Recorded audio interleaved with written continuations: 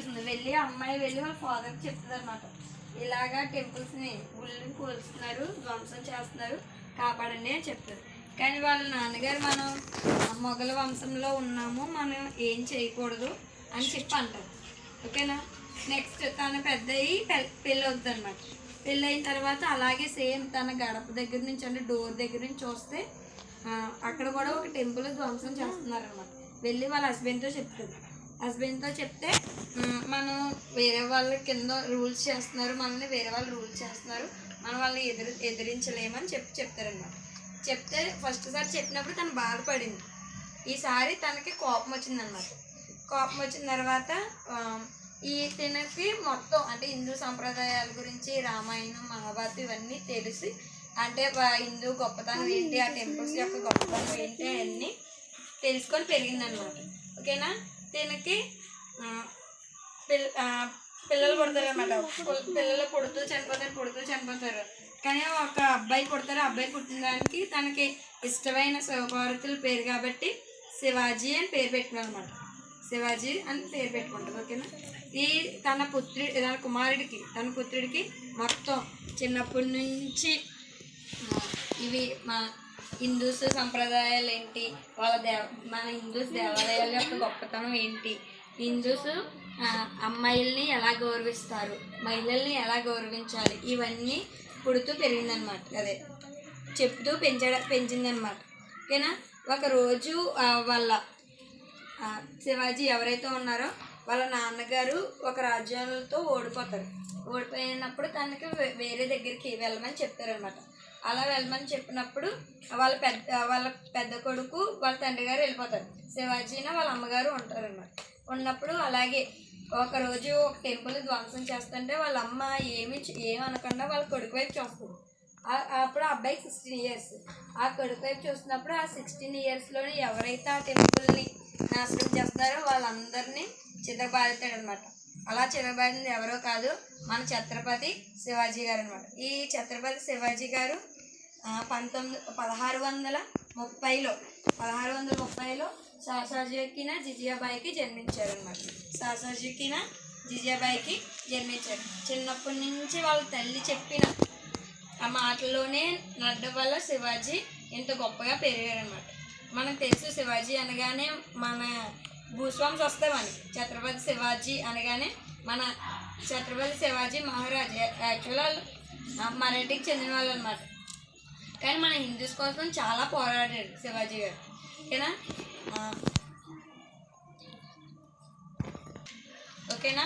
ఆ తర్వాత శివాజీ గారికి పెళ్ళైన తర్వాత శంభు మహారాజా అని చెప్పి కొడుకు పుట్టాడు శివాజీ గారు. ఓకేనా. శివాజీ గారు చాలా గొప్పవారు. ఎందుకంటే అప్పుడు మన భారతదేశాన్ని మొఘల సంస్థ అంటే ముస్లిమ్స్ వాళ్ళు మన భారతదేశాన్ని అంతటినీ సరే ముస్లిమ్స్లోకి మార్చాలి అని ఆయన గొప్ప ఇదిగా ఉండేవారు అనమాట. ముస్లిమ్స్లోకి మార్చేయాలని. అలాంటిది అంత పెద్ద మొఘల సంస్థని శివాజీ గారు బెదిరించి భయపెట్టేలా చూశారనమాట. ఓకేనా. ఈ శివాజీ గారు ఎప్పుడు యుద్ధం చేసినా ఒక యుద్ధాలు అంటే తను ఓడిపోతారు అనే సమయంలో వాళ్ళ సైన్యాన్ని కాపాడుకుంటూ నెక్స్ట్ మళ్ళీ వాళ్ళ చెట్ల మీదకి ఎక్కి సీక్రెట్గా చంపి అలా యుద్ధం గెలిచేవారు అనమాట శివాజీ గారు. ఒకరోజు అలాగే ఒక యుద్ధం గెలిచినప్పుడు ఈ శివాజీ గారు ఒక సైనికులు ఉంటారు కదా, శివాజీ గారు సైనికులు ఒక ముస్లిం అమ్మాయిని పట్టుకొని తీసుకొస్తారు, బంధించి తీసుకొస్తే వెంటనే వాళ్ళ సైనికులు ఎందుకు చేస్తారు, ముస్లిం వాళ్ళకి వ్యతిరేకంగా పోరాటం చేస్తున్నారు కదా, వాళ్ళ అమ్మాయిని తీసుకొస్తే చాలా మెచ్చుకుంటారని చెప్పి తీసుకొస్తారు. కానీ శివాజీ గారు రివర్స్లో అసలు నువ్వు అమ్మాయిని ఎందుకు బంధించావు, ముస్లిం అమ్మాయి అయితే ఏంటి అని చెప్పి వెంటనే వాళ్ళని గట్టిగా మందలిస్తారనమాట. తను ఎవరైతే ముస్లిం అమ్మాయిని ఎలా తీసుకొచ్చారో ఆ అమ్మాయి కాళ్ళ మీద పడి క్షమాపణ చెప్తారనమాట. క్షమాపణ చెప్తే అప్పుడు సోల్జర్స్ అంటారు, సైనికులు మీరు ఈ అమ్మాయిని ఎలా గౌరవిస్తున్నారు, మన హిందూస్ మహిళల్ని బయట చాలా వేధిస్తున్నారు ముస్లిమ్స్ అని చెప్పి అంటారు. అంటే చాలా దారుణంగా హింసిస్తున్నారని చెప్తే ఒక పక్క మహిళలు ఓకేనా. ఆ తర్వాత సోల్జర్ తన తప్పు తెలుసుకొని ఆ ముస్లిం అమ్మాయిని జాగ్రత్తగా ఇంటికి చెప్పేసి వస్తారనమాట. ఓకేనా. అంత గొప్పగా మహిళల్ని గౌరవించేవారు అనమాట. అందరూ అంటారు నేను ఔరంగజేబ్కి వీళ్ళందరికీ వ్యతిరేకంగా ముస్లిమ్స్కి వ్యతిరేకం అనుకుంటారు. ముస్లిమ్స్కి వ్యతిరేకం కాదు, మతాన్ని, హిందూ మతాన్ని దారుణంగా ముస్లిమ్స్లోకి మార్చాలి అనుకునే పనులకి ఈయన వ్యతిరేకం. ఓకేనా. ఆ తర్వాత నెక్స్ట్ ఈ తినతో ఇది మన శివాజీ గారితో యుద్ధం చేయడానికి మన మొఘల్ సామ్రాజ్యం చాలా భయపడింది అనమాట. అంత ఇదిగా భయపెట్టారు. ఓకేనా. ఆ మా మౌల్ ఎంపైరే చాలా భయపడాడు అనమాట. తను మౌల్ ఎంపైర్ అనుకున్నాడు, ఇలా ఇంత ధైర్య సాహసాలు కలిగిన వ్యక్తి నాతో ఉంటే అంటే నాకు మంత్రిగా ఉంటే నేను ఆఫ్ఘనిస్తాన్ చాలా కంట్రోల్ చేసుకోగలరు అని చెప్పి పిలిపిస్తాడనమాట వీళ్ళిద్దరిని. ఎవరిని?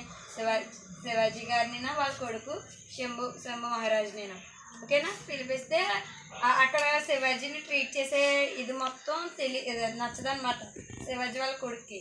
నచ్చకపోతే అక్కడ నుంచి సభ మధ్యలోంచి లేచి వెళ్ళిపోతే ఇది నచ్చక ఈ మొఘల్ ఎంపైర్ ఉండగా ఎంపైర్ వాళ్ళిద్దరిని జైల్లో పెడతారు. జైల్లో పెట్టిన తర్వాత వాళ్ళకి నమ్మకంగా ఉన్న వాళ్ళతో కలిసి వీళ్ళిద్దరూ తప్పుకొని వచ్చేస్తారన్నమాట. మళ్ళీ అక్కడి నుంచి ఒక 10 సంవత్సరాలు వీళ్ళిద్దరిని మొత్తం ఈ దేవస్థానాలు ఏవి గుళ్ళని ఏవి ధ్వంసం చేయకుండా కాపాడతారనమాట.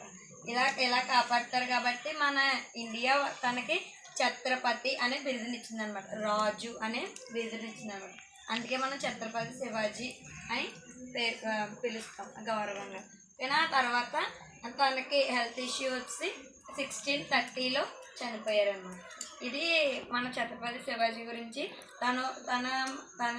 తనే మహిళల్ని ఎలా గౌరవించాలి, ఎలా ఆదరించాలి, మన హిందూ సంప్రదాయాలు ఏంటి, ఇవన్నీ ఇక్కడ మనం తన దగ్గర నుంచే మొదలైంది.